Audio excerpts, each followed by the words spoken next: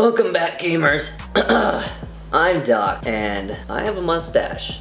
Let me know what you guys think of the mustache. I'm really curious. Do you like it? Do you hate it? Do you love it? Anyway, let me know. So in our last devlog, we talked about... What did we talk about? Oh, right.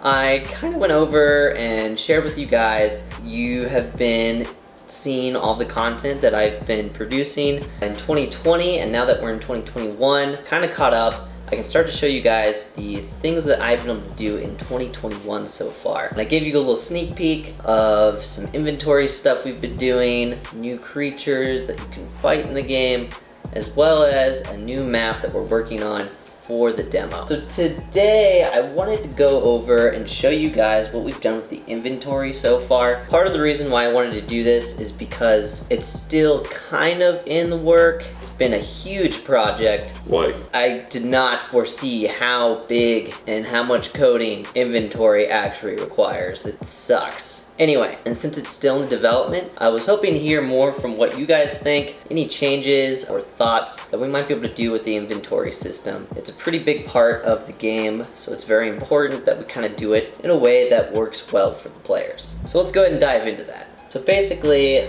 I can maneuver through all of these, I can select it. Right now my inventory is empty, so there's nothing in any of these, but you can see that it switches between my equipment and my inventory. So as you cycle even from the equipment to the inventory, you'll notice that even the X input info changes, because when you're in equipment, if you push X, it'll unequip or remove that item from your equip slot.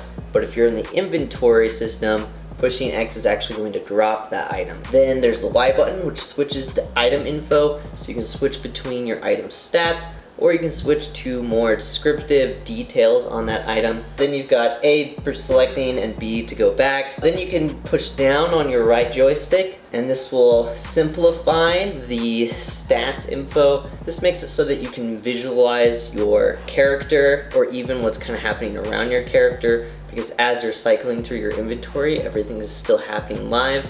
It doesn't pause. So you want to make sure you can still be able to look around, especially if we're gonna have a lot of PvP in a Souls-like game. You know, a lot of games nowadays, you might use the controller's joystick to basically navigate a cursor over a slot or whatever. That's all dandy and good, but I wanted to make it so that you can still use your joysticks on your controller to A, move around while your inventory is open, like how Dark Souls does it, and B, still be able to maneuver your camera around. So all the controls go onto the D-pad, which means that if it was using a cursor, it would be very hard to navigate with the D-pad on the controller. I'm thinking about changing already how the equipment slots look. Right now we've got the head, torso, and hands at the top section here, and then the slots for the weapons underneath the arms. I'm thinking about swapping those so that the weapons are at the top. That way, when you first open up the equipment, the starting selector will start on your right hand instead of having to start on the top where the armor is and then move down. It might be a little faster and helpful for those players who are, you know, hardcore. So one of the other things that I kind of wanted to talk to you guys about, and this is one of the big ones that I want to get an opinion on, but basically, since we're doing an armor-based system instead of health, when you equip armor, it's going to be covering certain areas of your character's body. Each part of those areas has its own collider that, when interacted with from taking damage from different things, basically will tell you where you're taking damage. So for example, an enemy, when they swing a sword, that sword has a collider, which is like an invisible box that has programmed to...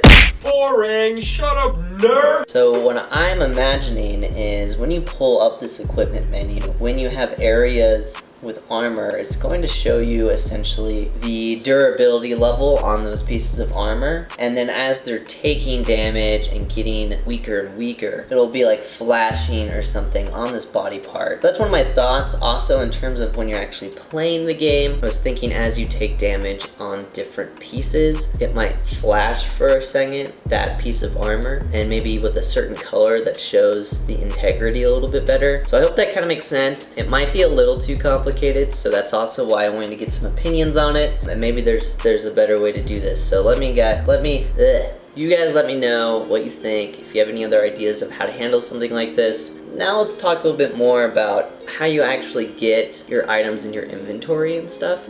I'm gonna go ahead and walk over here and pick up this item. And as you can see, it says Northerner Set. So that's the name of the pickable item. As I pick it up, it shows that there are all these different items I just picked up. Click A and continue, so that goes away. Then if I open up my equipment again, and now when I select on one of these pieces, it shows the specific item that can be equipped to that slot in my inventory. What I mean by this is if you click on your head slot, you don't want to pull up all of your items, because the only thing that you can put on your head is something that goes on your head, like a helmet or a hat or whatever. I mean, I guess you could put other things on your head, but we don't really want that. So we don't want to busy this. Really? Chai, what are you doing? Look at this guy. He's just throwing stuff on the ground. Bad. Where was I? Cats. Right, so we wanted to make sure that it doesn't busy up the inventory with items that you can't even use or would want to use. It tracks down all the items that you have in your inventory that can go on your head, and then only shows you those items. So this was a pretty unique system to have to make. There are different types of items in many ways that we had to kind of give unique IDs and really figure out. I think right now we're running 20 lists of different unique IDs. And when you also think about it, we had to also track if the items are equipped or not, because when you equip an item, you want to make sure that if you were to equip the same item on the other hand, that it's not going to duplicate it, but rather just unequip it from the other hand. It's been a journey, but it's really cool to have all this done. Right now there are a few things that aren't working. The things that are working, that are programmed and coded and working and pulling different information that we want, is basically as we look at our different items, we have essentially the item stats, which shows us the attack power, the guard absorption, some specific item details, and then we also have a more descriptive item panel. In Dark Souls, they use this as a way to kind of give more lore and background to different things. Because we don't necessarily have the manpower or the ability to do really awesome cinematics and stuff to kind of push a story,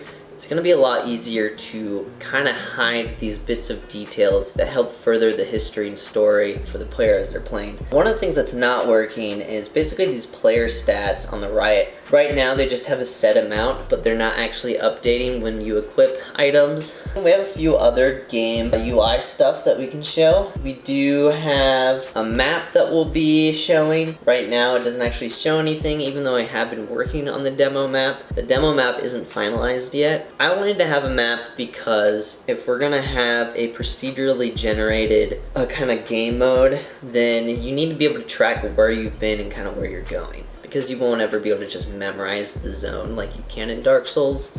The other thing is the stats menu. This is where things are going to get pretty complicated. For the demo, I don't think we're going to necessarily be able to have everything available in here. For example, the factions, those are very highly focused on the player hub, which we won't have available for the demo. But basically the factions are all the different ruling kind of nations in the continent or landmass of Karvaros that are competing and fighting with each other. And so you'll be able to join different factions and complete quests and whatnot for them, and through that you'll be able to progress through different skill sets that those factions have. Then there's the crafting tree. So basically I tried to simplify down kind of how the stats look and are working in comparison to Dark Souls. Dark Souls has a ton of stats and things to watch. You've got your attributes. When you level up, you can increase your attribute count, and that will help increase certain stats. So for example, you have your vigor, then you have endurance, strength, which has these that go up,